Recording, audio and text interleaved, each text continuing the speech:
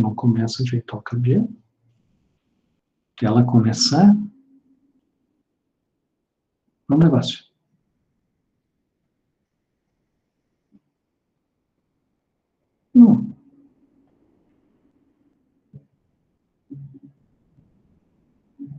Está demorando. Gravou. Muito bem. Agora vamos pegar a apresentação. E eu peço para que me digam se conseguem visualizar. Sim. Beleza. Está ali, então, um slidezinho escrito início e auge da Guerra Fria, correto? Vamos lá, pessoal. Pelo textinho, pelo que eu já expliquei lá no vídeo, a ideia do início da Guerra Fria ela pode ser entendida tanto no ano de 1945 quanto 47, tá? Dependendo da perspectiva que se utiliza. Se você pensa o início da Guerra Fria como tendo por marco as bombas atômicas em Hiroshima e Nagasaki, ou seja, os norte-americanos, mesmo ainda com a Segunda Guerra Mundial acontecendo, mandando um recado para os soviéticos, 45 é o ano, senão é o ano de adoção da doutrina Truman pelo presidente norte-americano em 1947. Essa variação ninguém precisa se preocupar em Enem vestibular, não vai aparecer lá uma questão, um pega-ratão se a Guerra Fria começa realmente em 45 ou 47. Normalmente as leituras elas abraçam um pouquinho de cada data. E ela vai na perspectiva dessa periodização até 1953. Por que seria esse o momento do início e auge da Guerra Fria? Vamos pegar aqui algumas imagens. A primeira delas aqui em cima, eu não sei se pela visualização vocês conseguem ver o meu mouse mexendo aqui, a mãozinha ou o cursor. Dá para ver. Dá para ver? Então, aqui, ó, nessa imagem aqui, essa é uma imagem que é uma foto da conferência de Yalta, no território soviético, na Crimeia. Imagina um presidente norte-americano dentro do território soviético. Então está aqui o Roosevelt, o Churchill, o primeiro-ministro inglês, e o Stalin, e ali eles estão começando a negociar um mundo pós-guerra. Ali já está a Guerra Fria se desenhando. E basicamente o que nós vamos ter a partir dali é um confronto de uma queda de braço, uma medição de forças entre norte-americanos e soviéticos. Nesse momento aqui desta conferência, com o Roosevelt vivo, os soviéticos estavam em condições vantajosas de dizer, olha, a gente tem mais poder, porque eles de fato estavam no cenário europeu, chegando a Berlim, ninguém conseguia parar o Exército Vermelho, e chegaram de fato antes do que os norte-americanos ou ingleses.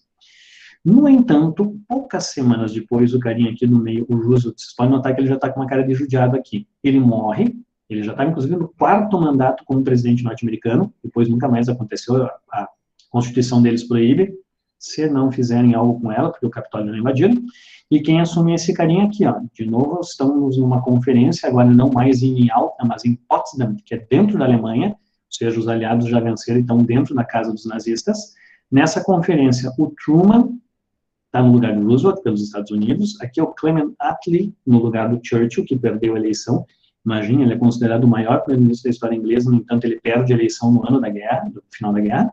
E aqui segue Stalin. Nessa conferência, o Truman já tem posse das informações sobre a bomba atômica. A bomba atômica deu certo, o projeto dela, que era o projeto Manhattan, foi bem sucedido, fizeram um teste nuclear no deserto do Novo México em julho de 45, e aí nessa conferência, diferente da primeira, aqui em que o Stalin podia dizer, ó, baixem a bolinha, o Truman diz assim, baixa você pode ter um exército de mais de 1 milhão de homens, mas você tem uma bomba que se eu jogar em cima mata 100 mil na hora. E aí que vai dar, então, a condicionante da Guerra Fria, que ela vai ser esse jogo de queda de braço constante, eu tenho mais poder que você tem mais poder que eu, e ficam nessa de eu vou usar. Então, aqui embaixo em destaque os dois de novo, aqui o Truman e o Stalin. Enquanto o Stalin está vivo, a tensão vai aumentando, é por isso que eu coloquei essa imagem. O Stalin vai ser o cara que vai resistir muito ao entendimento com o Ocidente, porque ele é um cara ainda do tempo da Revolução Russa, ele tem medo que o Ocidente venha tentar destruir a União Soviética, como tentou fazer em outras oportunidades, então ele vai fazer de tudo para segurar os caras. Vai correr atrás de uma bomba atômica, os soviéticos conseguem a sua primeira bomba atômica em 49, então quando o Truman diz ali em 45, eu tenho uma bomba que pode fazer tal estrago, o Stalin diz assim, eu também tenho agora.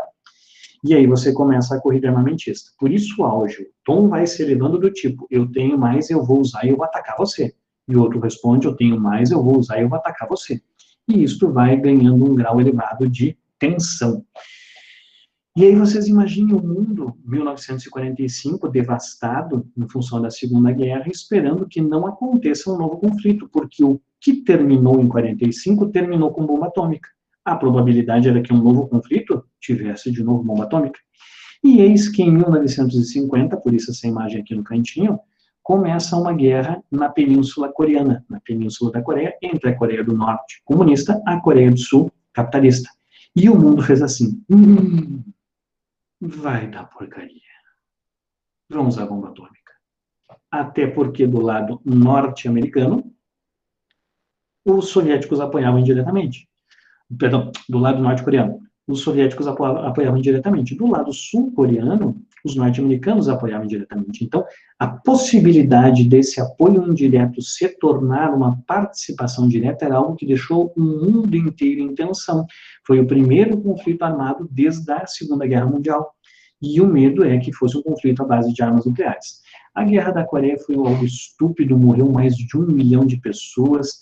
No final das contas, o Norte e o Sul, que queriam unificar a península, terminaram o conflito 4 anos depois com a fronteira exatamente no mesmo lugar. Mas, quando termina esse conflito em 53, o mundo percebe que a disposição dos dois lados em entrar numa guerra e em usar armamento nuclear não era uma disposição assim tão grande. E aí a tensão abaixa. Por isso que o auge vai até os anos 50, início dos anos 50, que é quando o mundo percebe, ok, esses dois malucos, Estados Unidos e União Soviética, vão continuar numa queda de braço, mas eles não estão tão dispostos assim a partirem para uma guerra nuclear à moda louco. E aí você tem, então, uma diluição, por isso o auge e um declínio da tensão. No entanto, eu não posso pensar que terminado a Guerra da Coreia e começa esse declínio da tensão, vai ser um declínio contínuo, ou seja, a partir dali, flores, rosas e todo mundo caminhando, cantando, seguindo a canção. Não, você vai ter ao longo de outros períodos da Guerra Fria momentos novamente de tensão, mas talvez não se tenha tido uma tensão tão contínua por longo tempo quanto nesse primeiro período. Nós vamos ter depois, lá em outubro de 62, a crise dos mísseis, que foi o período mais tenso, mas foi só de 13 dias. Então, o auge da Guerra Fria dá para se considerar ali no início dos anos 50, por mais duas razões também. A primeira razão é que nos Estados Unidos estava tendo um fenômeno chamado macartismo. O macartismo, que tem esse nome em virtude... Deixa eu só aqui tirar a projeção, que eu preciso autorizar alguém a entrar na sala. Espera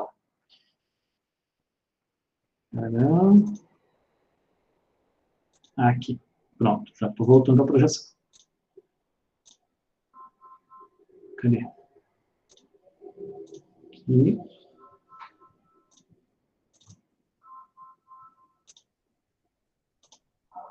Só um pouquinho. Conseguem chegar novamente, pessoal?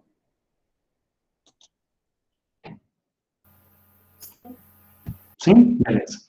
O macartismo, esse fenômeno, ele também é conhecido como caça às bruxas. Ele leva esse nome porque um senador republicano chamado Joseph McCarthy, ele cria uma espécie de um órgão chamado Comitê de Investigação de Ações Anti-Americanas, algo assim, que era basicamente para verificar quem nos Estados Unidos era comunista ou ligado a comunistas e perseguir essas pessoas. Então, esse comitê, ele levava para o Congresso Nacional pessoas e fazia interrogatórios, um troço bem...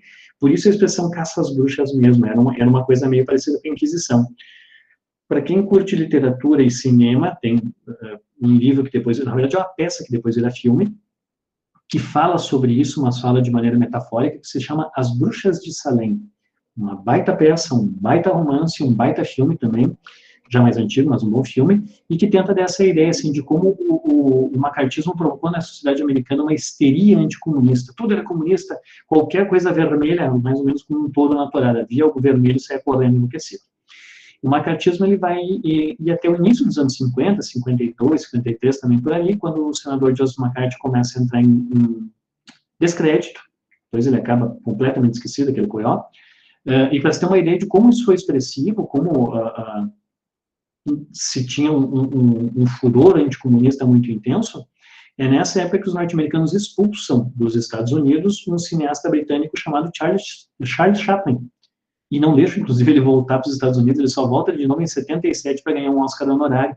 Então, uma série de artistas intelectuais foram perseguidos, teve gente, inclusive, que foi executada, como o casal Julius e Ethel Rosenberg, que foram acusados de ter vendido o segredo da bomba atômica para os soviéticos, foram executados na cadeira elétrica.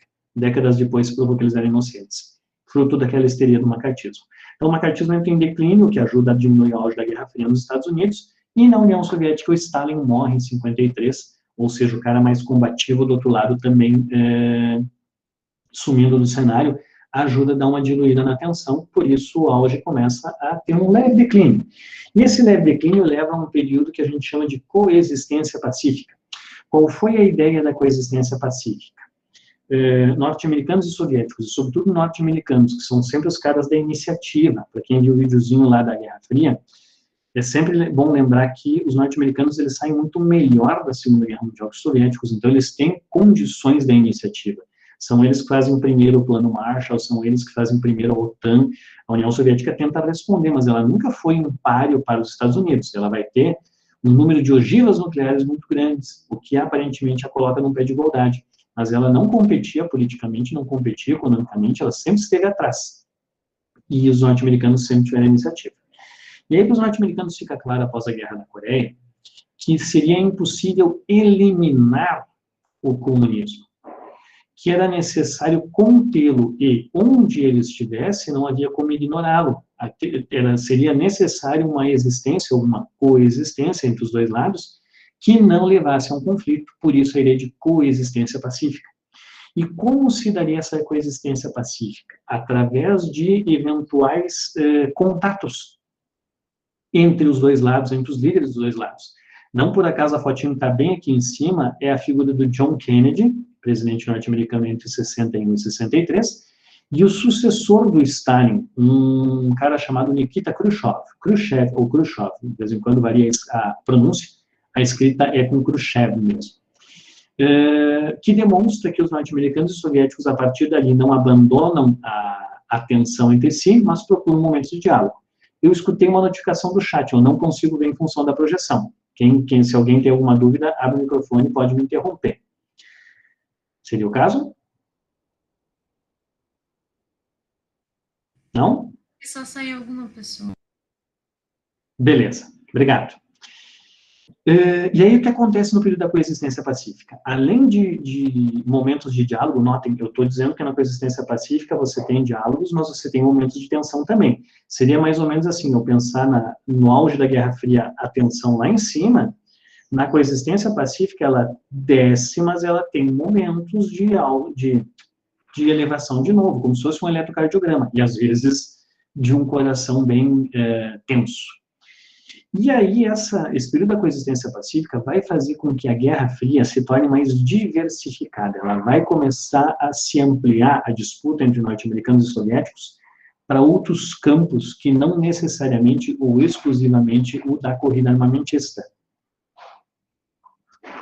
E os dois principais campos disso vão ser o esporte, de um modo geral, e aí os Jogos Olímpicos viram um palco privilegiadíssimo da Guerra Fria.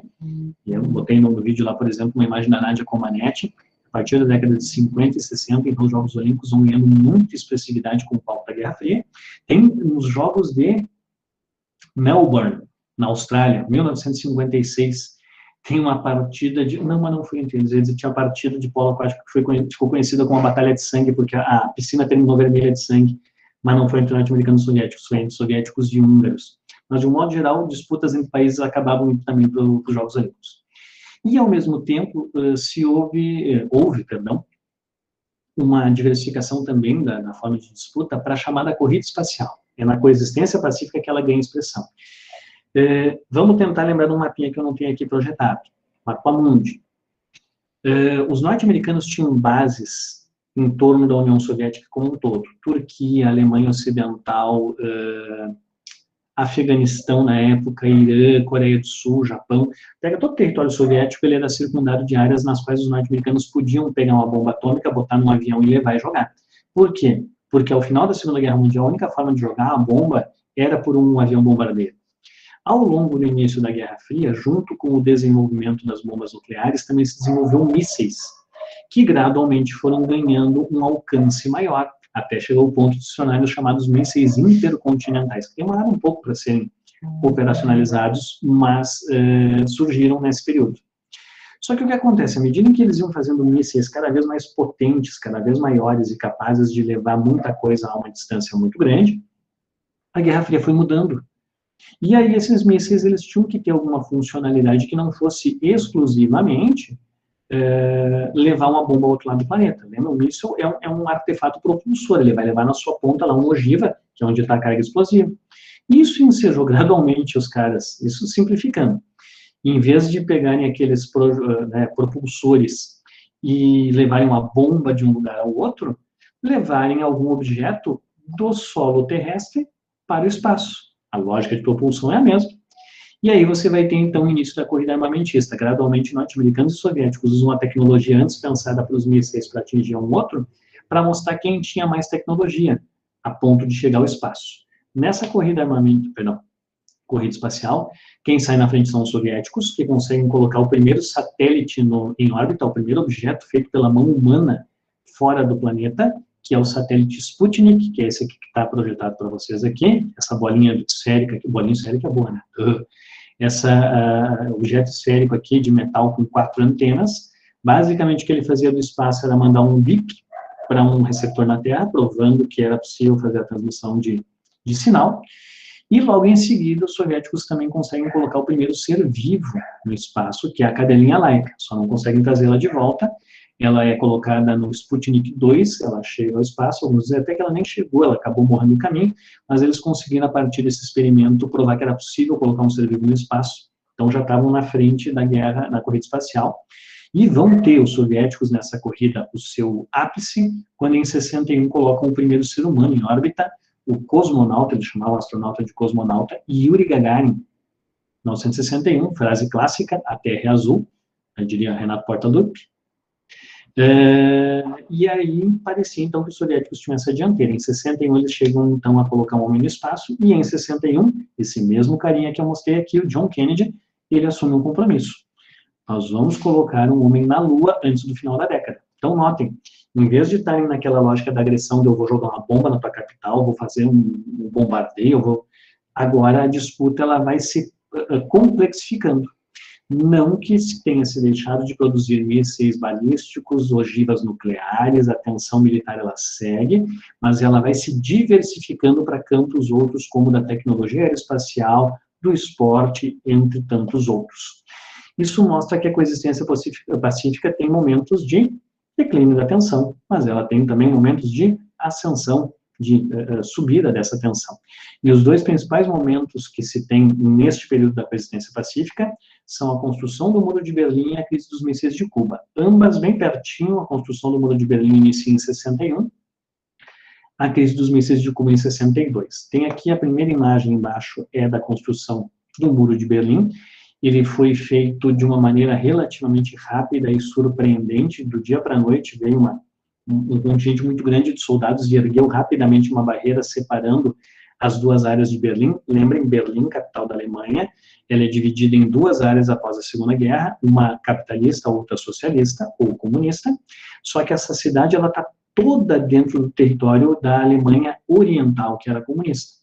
E isso fazia com que alemães da parte oriental, sobretudo da cidade de Berlim, mas não apenas da cidade, migrassem para a área ocidental da cidade, muitas vezes como forma de refúgio, de exílio, ou até mesmo buscando condições melhores de vida. E para evitar esse êxodo que estava acontecendo, o lado oriental comunista ergue então esse muro, que vai literalmente circundar toda a cidade de Berlim. Vai ser mais fortificado na parte de divisa, vamos dizer assim, entre elas, mas de um modo geral circula toda a área ocidental, impedindo que os alemães orientais do lado socialista, migrassem para o lado ocidental.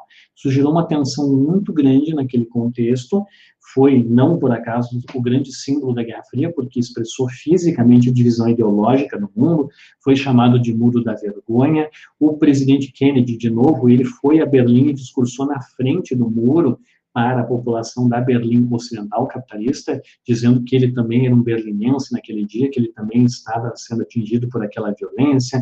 Então, ganhou vamos dizer assim, uma expressividade muito grande o Muro de Berlim, que elevou a atenção da Guerra Fria. Passado um ano, aí tem a crise dos mísseis de Cuba. O que foi esse evento? Notem que, na medida em que eu estou descrevendo aqui os períodos, eu já estou pegando também os principais acontecimentos.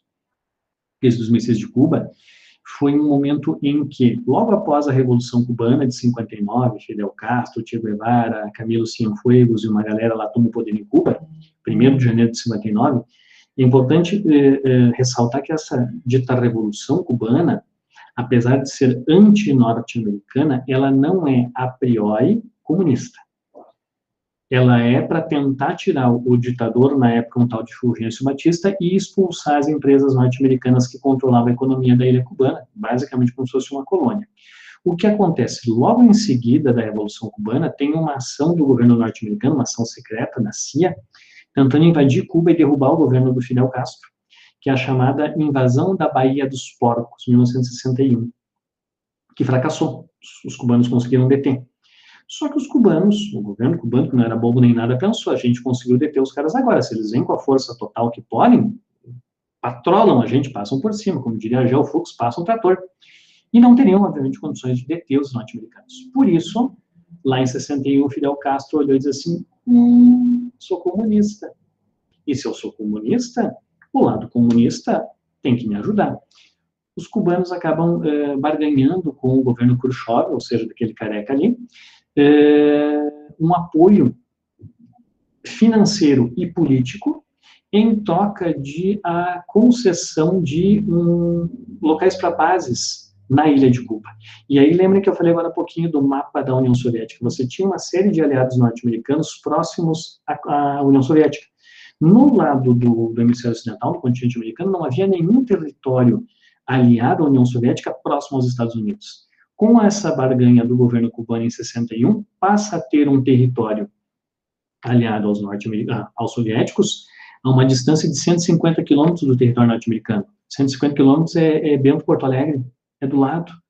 E os mísseis daquela época já tinham condições de atingirem até mesmo a capital, a capital Washington, ser instalados na ilha de Cuba.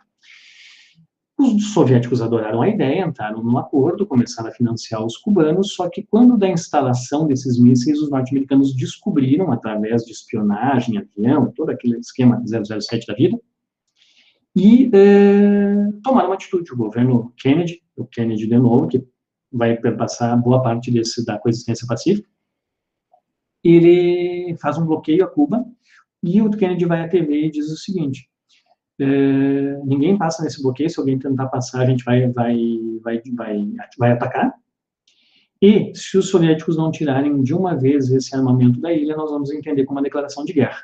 E o mundo inteiro fez, vai dar porcaria.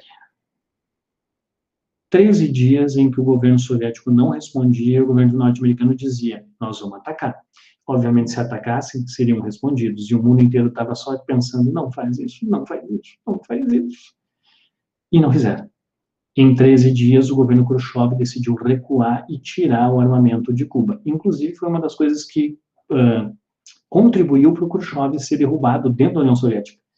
Se para o mundo foi bom, porque evitou um conflito nuclear dentro do território soviético, ele foi tido como um fraco, e 2 anos depois ele foi afastado do poder, colocado no lugar dele uma outra figura lá chamada Leonid Brezhnev, ou Brezhnov, que vai aparecer logo em seguida. O grande lance é entender que termina esse período da coexistência pacífica, por quê? Porque se percebeu que não adiantava apenas esses diálogos eventuais, pontuais, entre um Kennedy e um Khrushchev da vida, que era necessário ter algum compromisso mais consistente para evitar um eventual conflito. Porque senão, mesmo que se conversassem lá o Kennedy e o Khrushchev, o dia que eles não se conversassem ou se desentendessem, o risco de um conflito nuclear continuava existindo. Por isso inicia, a partir de 62, o período chamado de detente ou distensão. Detente quer dizer distensão em francês. Bom, mas por que você bota em francês, então? Porque normalmente a expressão aparece dessa maneira, foi a partir de uma vamos dizer assim, de uma série de reportagens francesas, de uma leitura francesa, e o mundo adotou a expressão detente para falar de distensão. Notem aí, pessoal, as imagens bem em cima aqui, ó. Aqui, primeira capa da revista Time, estão ali os dois novos líderes dos Estados Unidos da União Soviética, o Kennedy e o Nixon e o Khrushchev. O Nixon é esse carinha de frente aqui, o Khrushchev aqui, esse com a sobrancelha mais grossa de costas. Então, os dois aqui de novo, aqui é o Khrushchev, e o Brezhnev, desculpe, Brezhnev aqui, Brezhnev de novo, e o Nixon aqui. E notem, eles estão conversando. Na capa da Time, inclusive, o que está acontecendo? Eles estão apertando as mãos e botando os mísseis para trás. É dessa época que começam a ser criados os acordos chamados SALT, S-A-L-T, tem o SALT 1 e o SALT 2. Ambos são acordos em que as duas superpotências comprometiam-se mutuamente, e assinavam isso, a restringir a um certo nível a produção de armamento nuclear. Isso é diferente, é muito diferente lá da coexistência pacífica, quando você tem momentos em que o Khrushchev lá liga para o Kennedy e os dois vão tentar, vamos ver qual... Não, ali é um documento, é um tratado, ele ganha uma expressividade muito maior, ele é um compromisso que independe se é o Nixon que vai continuar, se é o Brezhnev que vai continuar, é um compromisso de Estado. Por isso, o período da distensão, há um entendimento maior e há um comprometimento maior dos líderes das superpotências em se entenderem, e a corrida armamentista ela tem um declínio bem expressivo em relação às décadas de 40 e 50, sobretudo. No entanto, essa expressão detente ou distensão, notem distensão ao contrário da tensão, a tensão é a principal característica da Guerra Fria, um momento de grande tensão, a distensão é justamente o contrário dela, pode dar uma ideia um pouco equivocada de que é um período em que tudo está tranquilo. E aí vem o grande pega-ratão quando se fala em detente. A detente é a distensão entre os protagonistas da Guerra Fria, Estados Unidos e União Soviética, como estão ali o Nixon e o Brezhnev. Aqui embaixo tem uma imagem, essa em preto e branco, é de novo o Nixon com o líder chinês, na época, o Mao Tse-tung, ou Mao Zedong, que era outra grande liderança comunista. Então você tem os norte-americanos, líderes do bloco capitalista, na cruzada da Guerra Fria, apertando as mãos dos líderes comunistas, é uma demonstração de que a tensão está diminuindo. No entanto, é o período da Guerra do Vietnã. No entanto, é o período das ditaduras na América do Sul. Então, eu tenho aqui a imagem bem do meio, é uma das várias fotos da Guerra do Vietnã. Aqui embaixo, então, os militares que tomaram o poder nos países sul-americanos durante as décadas de 60 e 70, aqui o Castelo Branco, no caso brasileiro, 1964. Aqui junto dele, nessa foto, inclusive, tem outros dois presidentes, o Arthur da Costa e Silva, que é esse carinha aqui, cliquei sem querer, e esse aqui, que é o Ernesto Geisel, o presidente, foi o quarto dos 5 presidentes militares, nascido em Bento Gonçalves. Aqui na foto do meio, os militares chilenos, que dão o golpe liderado por Pinochet, esse bem do meio, em 73, e aqui a figura do general Jorge Rafael Videla, que era o general argentino, quando do golpe na Argentina em 76. Não, o general argentino vai dar o golpe aonde? Na Espanha. E foram ditaduras bastante intensas, tal como a Guerra do Vietnã também foi um conflito intenso, o mais intenso da Guerra Fria, em termos de conflito armado direto. Para vocês terem uma ideia, a Guerra do Vietnã ela dura formalmente de 64 a 75. Calcula-se que foram jogadas em território vietnamita, que é uma tripinha, quem vai olhar no mapa lá, é uma tripinha lá no Sudeste Asiático. Cerca de 20 vezes, eu vou repetir, 20 vezes a quantidade de bombas que se jogou na Segunda Guerra Mundial. 20 vezes. Para ter uma noção da intensidade desse conflito. Só que notem os lugares que eu falei. Vietnã, Brasil, Chile, Argentina. O que acontece? Esses lugares são periferias no planeta. São lugares periféricos, são lugares de menor importância ou expressividade política. E esse é o grande lance da detente, entender que você tem uma distensão, um declínio da tensão entre os protagonistas, mas em contrapartida você tem um aumento da tensão nas áreas periféricas, com conflitos armados, com ditaduras comunistas ou anticomunistas. As três que eu coloquei aqui na América do Sul são anticomunistas, Mas você tem também ditaduras comunistas que vão se instalar em outras áreas do planeta, cada lado, portanto, tendo um recrudescimento, uma intensificação dessa tensão, até o ano de 79, mais ou menos. Algumas periodizações pegam 78, por ali, final da década de 70. Por quê?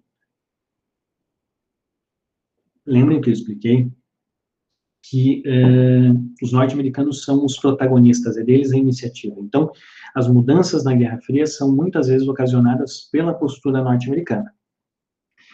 Em 1979, perde a eleição, numa época em que nos Estados Unidos o candidato derrotado aceitava a derrota, perde a eleição o democrata Jimmy Carter, que era presidente e não se reelegeu. E quem é eleito para o lugar dele é o republicano Ronald Reagan. Ronald Reagan é um anticomunista ferrenho e ele vai requentar, digamos assim, o discurso da Guerra Fria, o que vai fazer com que os soviéticos respondam e vai levar ao que a gente chama de Segunda Guerra Fria, ou seja, a tensão eleva de novo. Só que aí por um curto período. Notem ali de 80, que é o início do governo Reagan, até 85. Não termina o governo dele em 85, mas eu já explico por quê. As imagens que tem aqui, a primeira bem em cima é de novo o Ronald Reagan. Aqui notem a diferença da capa da revista Time. Lá na capa anterior, você tem lá o Nixon e o Brezhnev apertando as mãos, botando as armas para trás. Agora você tem os dois líderes de costas, sem diálogo. E é essa imagem mesmo. Os Estados Unidos e a União Soviética entram de novo numa fase de não entendimento. Após você ter lá o auge da Guerra Fria, aí a coexistência pacífica com momentos de entendimento e desentendimento, que é detente com o entendimento, você tem de novo uma intensificação da tensão com o Reagan à frente. Aqui no meio, essa imagenzinha de novo, o tal do Andropov, que está ali na capa da Time, ele dura pouco tempo, logo em seguida morre, tal como o Konstantin Chernenko. E por que eu estou colocando essas duas figuras? Ninguém precisa decorar esses nomes, obviamente. Mas é porque a União Soviética ela está entrando num período de profunda crise, tanto que ela vai acabar em um pouco mais de 10 anos.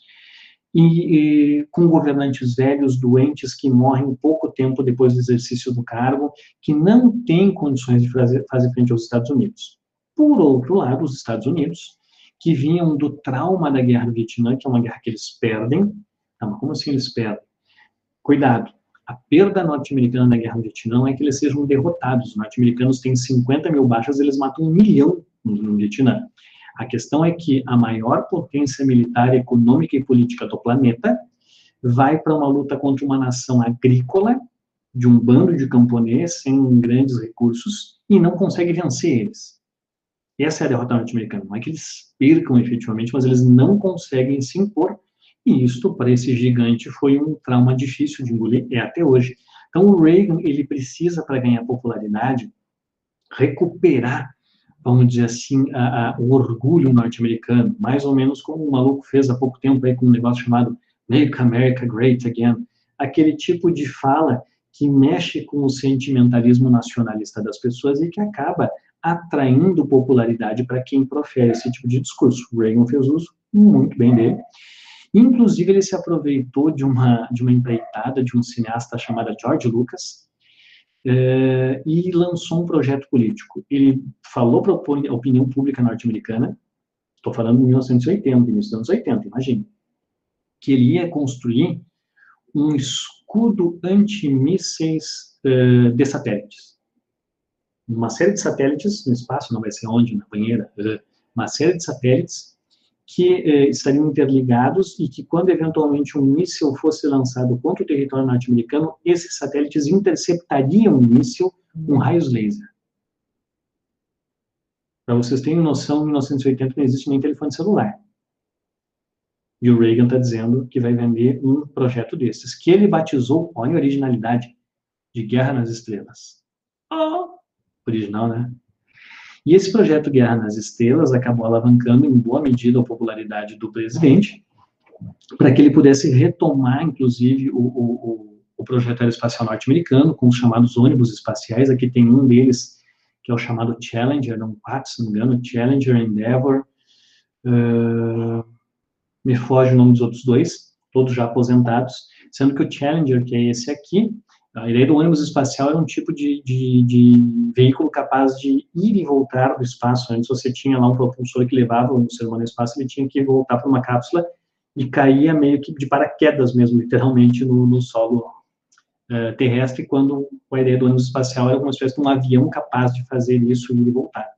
Mas um dos voos da Challenger acabou dando errado em 86, ali a imagem do ônibus explodindo, em cadeia nacional, todos os norte-americanos viram, e isso ajudou a baixar um pouquinho a popularidade, ou pelo menos o apoio à ideia de Guerra nas Estrelas, coisa e tal.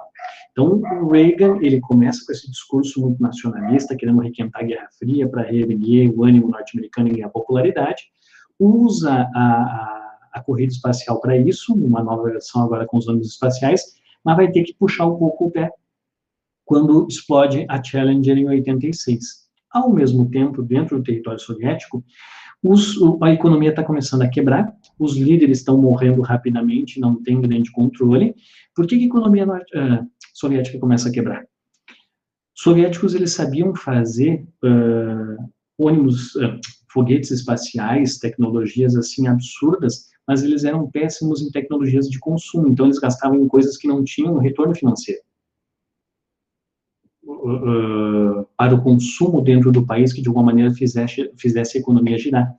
E isso fazia com que o Estado soviético gastasse muito dinheiro, por exemplo, no setor militar, mas não tivesse uma economia que girasse a ponto de poder arrecadar para continuar investindo dessa maneira. Gastava muito, arrecadava pouco. Consequentemente, ao longo das décadas de 60 e 70, a economia foi minguando.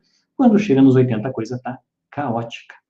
E aí que assume lá na União Soviética, para dar ali o tom do fim da Guerra Fria, um líder para os padrões soviéticos relativamente jovem, chamado Mikhail Gorbachev, ou Gorbachev, que é esse maluco aqui meio careca lá, com uma mancha na cabeça. Essa mancha dele era vamos dizer assim, folclórica, que passa a dialogar com Reagan, propondo um entendimento. Está aqui o Gorbachev na cidade de Nova York, aqui lá atrás o Empire State Building, aqui o Ronald Reagan, e o vice dele na época, um tal de George Bush, o George Bush pai, que foi presidente logo depois do Reagan, e aqui outras imagens deles conversando, o Reagan e o Gorbachev, assinando tratados. Vai ser um período muito semelhante à da distensão. Tá, Matias, então onde é que está a diferença? Por que não é distensão também? Porque ao contrário do período da distensão, onde você tem um entendimento, mas a União Soviética ainda está legal, aqui tem um entendimento como uma forma da União Soviética pedir ajuda. O Gorbachev, ele chega para o Ocidente, para os Estados Unidos, e diz assim, ó, vamos conversar, vamos se entender, vamos parar de Guerra Fria, porque eu preciso de dinheiro, eu preciso de ajuda, porque eu não tenho condições de manter a União Soviética. E aí, para mostrar, para tentar resolver o problema da União Soviética e tentar mostrar disposição em mudar a União Soviética para o mundo, o Gorbachev adota duas políticas, que, obviamente, está lá no materialzinho, não, isso não botei no material, mas depois vai estar para vocês, que são as chamadas perestroika e glasnost, que em russo, a perestroika quer dizer reestruturação, era um projeto para adequar a economia, e glasnost quer dizer transparência. Ambas as políticas de reforma queriam tornar a economia soviética mais pujante, capaz, portanto, de superar aquele declínio, aquela defasagem entre gasto e arrecadação. E a Glasnost queria dar uma transparência maior ao jogo político, marcado por uma profunda corrupção inerente ao controle do governo por um único partido, que era o Partido Comunista. O problema é que, à medida em que isso foi acontecendo, as reformas foram fugindo do controle do Gorbachev. E os países do leste europeu que antes eram controlados pela União Soviética, tais como Polônia, Hungria, Tchecoslováquia, Albânia, Romênia, foram gradualmente se libertando dessa dominação, a ponto de, na Alemanha Oriental, onde tinha aquele muro construído dentro da cidade de Berlim desde 1961, o lado oriental comunista tomar a iniciativa por conta, sem consultar os soviéticos, de liberar a passagem. Só que aquilo foi liberado de maneira um pouco sem organização, e quando se percebeu, aquela passagem já estava incontrolável, e o muro perdeu utilidade. Ali tem uma imagem já do muro sendo derrubado, efetivamente, que foi algo que aconteceu um pouquinho depois. A passagem começa no dia 9 de novembro de 89, mas a partir dali o trânsito entre pessoas fez com que os soldados não controlassem mais, e aquilo foi ganhando uma dimensão muito grande. Como essas mudanças de liberalização, que a gente chama no leste europeu, que eram os países do bloco comunista, aconteceram sem conflitos armados, sem violência, com exceção da Romênia. Esse período, o finalzinho da Guerra Fria, é chamado também do período das revoluções de veludo. Veludo é um tecido para locais frios, como é a região leste da Europa, e é um tecido macio, um tecido agradável. Então, essas mudanças foram chamadas carinhosamente, sei lá eu que termo usar, de revoluções de veludo e marcaram o fim do bloco soviético. Quando chega em 1990, a União Soviética está isolada, ela é o único país comunista, tem a China e a Coreia do Norte, mas elas são de uma outra lógica, de um outro cenário, e internamente as reformas do Gorbachev não funcionaram, a ponto de, no final das contas, ele não conseguir manter o poder na mão, na prática ele já não mandava, e ele renunciar ao cargo de presidente da União Soviética no final de 1991. Quando ele renuncia, a União Soviética acaba junto. Sem União Soviética, não tem Guerra Fria, os norte-americanos podem se considerar vencedores do conflito. Notem que é um conjunto de mudanças bastante rápido entre 85 e 89. Aparentemente parece que é a figura do líder soviético, Gorbachev, que vai empurrar essas mudanças que fogem ao seu controle e levam ao fim da União Soviética. Queda do Muro de Berlim em 89 é o marco do fim da Guerra Fria. Em 1991, o fim da União Soviética é o fim efetivo dela, não tem mais o outro lado da Guerra Fria. Mas, ao mesmo tempo, é importante lembrar que o Gorbachev ele tenta solucionar uma crise que vem já desde a década de 70. Então, o fim da União Soviética ele é uma sementinha que vem ao longo dos anos crescendo, por isso que só em 85 vai aparecer uma tentativa de reverter isso, mas que, na verdade, não consegue, por isso a gente marca este período como o final da Guerra Fria. E aqui deixa eu tirar a projeção e voltar. Cadê o Meet? A Sara perguntou se eu posso gravar. Estou gravando, né? Acho que estou gravando aqui sim. Pessoal, nesse panorama aqui, rapidamente, em uma hora que eu passei para vocês, foi então o conjunto do período da Guerra Fria, 45 a 89, subdividido em períodos, e esses períodos divididos de acordo com os graus, de maior ou menor tensão neles. Lembrando que não se trata de uma coisa linear, ou seja, maior tensão dado momento, menor no final, acabou. Não, você tem um auge no início, você tem um período ali da coexistência pacífica com uma instabilidade, você tem a detente com um declínio efetivo, você tem a nova Guerra Fria, a Segunda Guerra Fria com uma nova intensificação das tensões, e um rápido, porém definitivo, fim da Guerra Fria no finalzinho da década de 1980, virada para os anos 90. Falei bastante, obviamente, como sempre. E também falei, dado o pouco tempo que a gente tem, bastante rápido para tentar ainda ficar nos 15 para 5, passei 5 minutinhos. Pergunto-lhes, minhas queridas e meus queridos, alguma dúvida?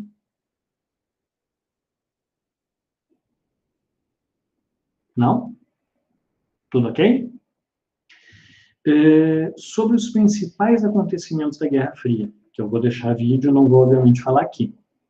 Mas eles seriam... se não me engano, agora a cabeça da conta está ruim, mas são. E aí vai ser o tema dos vídeos, acho que vou dividir em dois para não ficar muito longo. Ou faço tudo junto, depois vocês param, mas tanto faz. Crise da Alemanha, que é lá no final de 48, 49. A Guerra da Coreia, explicar então com mais calma o que ela é. Não sei se eu boto um macartismo aí, talvez seja interessante colocar, no texto não está. A construção do Muro de Berlim, a crise dos mísseis de Cuba e a Guerra do Vietnã. Então, seriam 6 eventos mais marcantes que geograficamente são muito localizados, Alemanha, Coreia e Vietnã. A Alemanha com dois momentos, a crise de 48, 49 e a construção do Muro de Berlim em si. É o local onde a Guerra Fria é mais simbólica, mas o local onde a Guerra Fria vira conflito armado mesmo, Coreia e Vietnã. Bem esquemático, inclusive, de pensar. A Guerra da Coreia ou a Guerra do Vietnã, norte comunista, sul capitalista, nas duas. A diferença é que, no caso da Coreia, a guerra existe até hoje, nenhum lado ganhou, ele continua o norte comunista, o sul capitalista, enquanto que no Vietnã o norte comunista ganha, e hoje o país está todo unificado sob um regime que se diz, pelo menos, comunista. Tá? Amanhã, para quem puder comparecer às 14, Eu já vou pegar, então, o contexto de descolonizações. O que significa? Enquanto os grandes do mundo estão na Guerra Fria, o que está acontecendo ao mesmo tempo na África e na Ásia, que são esses processos de descolonização que, inclusive, não ficam alheios à Guerra Fria, são influenciados, mas têm sua peculiaridade, são um processo à parte. Certo, pessoal? Fechou por hoje, então. Espero que todos tenham um ótimo final de tarde e, para quem puder comparecer, até amanhã. Fiquem bem. Tchau, professora. Muito obrigada. Tchau, tchau. Tchau.